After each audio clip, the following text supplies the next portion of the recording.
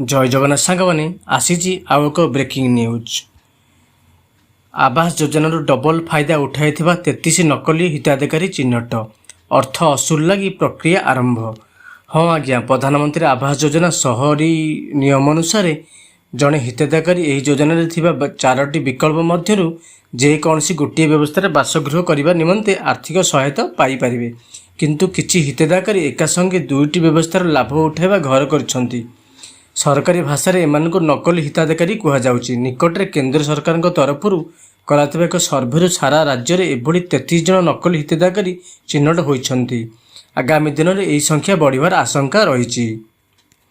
आवास योजना को नहीं अतीत केंद्र और राज्य सरकार मध्य विवाद लगी रही।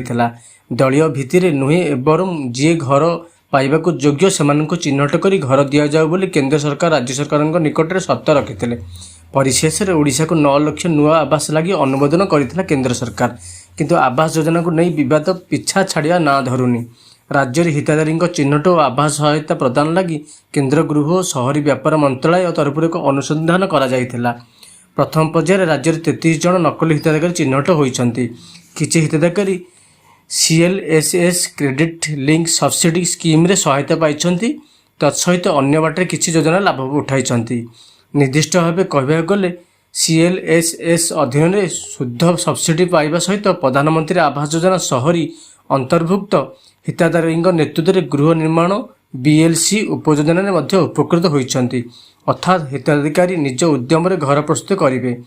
नियमित व्यवधान में सरकार हिताधिकारी अकाउंट को टंका पठाइबे। प्रथम पर्यायर घर फाउंडेशन पर्यंत निर्माण करें 40,000 दिज्व। तापर विभिन्न पर्यायर 3,68,000 टंका पर्यंत प्रदान करा जीवो।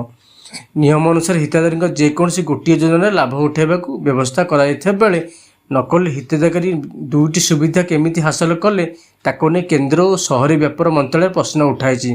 तेबे यह पछरे प्रशासनिक स्तर में सहयोग मिलुथिबा जना पड़थिबा बेले यार खोलताड़ एबे आरंभ होईची।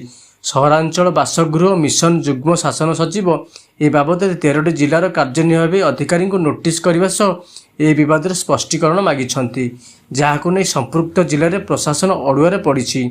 अन्य पक्षरे नकली हिताधिकारी ठारू अर्थराशि फेराइबा एबे सबुठारु बड़ चैलेंज हेबो।